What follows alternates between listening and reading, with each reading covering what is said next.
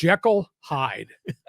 Please don't use the word pennant contender at this point in time as the Padres march towards July 4th. They're not out of the playoff race, but they're having a hard time seeing who's ahead of them to try to get to the playoff race. Padres lose 3 games in a row to San Francisco. Bullpen self-destructs. Can't hit with a lick with runners in scoring position.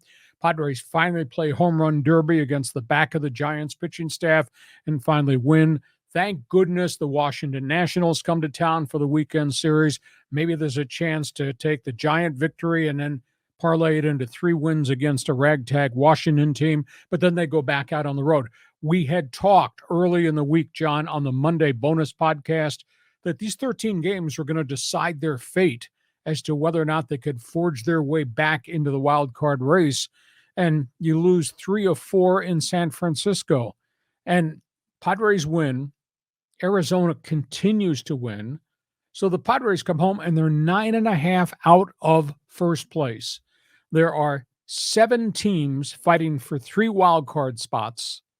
They're the 7th team.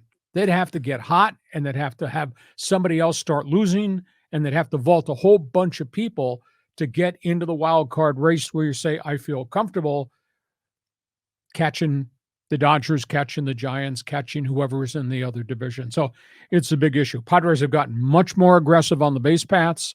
There are a lot more bunts that I've seen in the last 5 years collectively than we've seen in the last 3 weeks with the Padres. That's good. Running the bases. Yeah, they're getting some guys thrown out. I understand that. A little worried about fatigue. Yu Darvish has given up 10 runs in his last 11 innings. Really worried, John, about bullpen overload. Get this, their top 5 relievers have made 148 appearances in 74 Padre games. Steven Wilson's thrown 34 games, Tim Hill 32, Hader 30, Nick Martinez 28, even Garcia 24. That's a lot of phone calls to the bullpen over a 74-game schedule that they played so far. So I'm worried about that fatigue factor, both with Darvish, because he hasn't pitched well recently, and obviously what's happening to the bullpen because they keep having to go back to the bullpen. Yeah, it's insane what's happening with this team. How in the heck can all of these guys collectively be playing so poorly? I mean, Soto's been playing well lately on Tatis, but Machado and Sanchez, now granted, they had some good days today, but they've been in a terrible slump. I mean, even Xander Bogaerts isn't performing. All these guys, it's like almost systemic throughout the organization. What do you do to fix this? All you can do is hope they're going to hit back to their averages. Bogart's got an explanation. This wrist continues to flare. That's why he's not what he was at the start of the season. Surely not what he was at Fenway Park in Boston. I don't understand what's going on with Cronenworth. I don't understand Machado's inability to be what Manny has been his first group of years here. And they need those guys at the top of the order to hit because the rest of the guys on that roster historically just don't hit.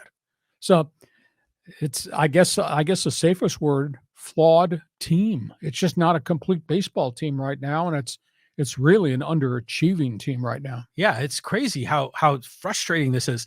I think it was either Chris Ello or Craig Elston on Twitter was showing the stats comparing Xander Bogaerts with Chris Gomez, our shortstop from the 1990s, and they're roughly on par. And remember back in the day, Chris Gomez was kind of a steady guy, batted 7th or 8th.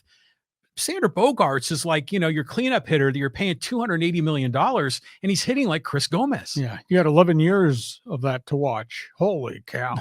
So Padres right now, they're struggling. They're running uphill, and they got a big hill to run because I swear to you, the teams in front of them, I don't think, are going to go on 10-game losing streaks, which would propel the Padres back into the race. Mm-hmm. And the Padres have not shown their ability to run any type of real streak off. I mean, think about this. Giants, flawed roster, patchwork quilt, yes, 10-game winning streak. Cincinnati, 11 in a row. Have not done that since 1957. Wow. Last month, we were talking about the first-place Pittsburgh Pirates. I didn't think it was going to continue. But they had a 9-game winning streak. Orioles had a 9-game winning streak. How could all that be happening? A bunch of it in small market America. and our $253 million payroll can't put together anything more than a 4-game win streak, which is then wiped out and offset by all the problems they have because they keep blowing games, losing games, dropping games to bad teams, losing all these one-run games. Jeez, don't get me started. We keep thinking they're about to turn the corner, and they tease us. And the minute we start to feel optimistic, they lose 3 in a row. I mean, when is this going to end? Jekyll Hyde. Okay, that's Padre Baseball.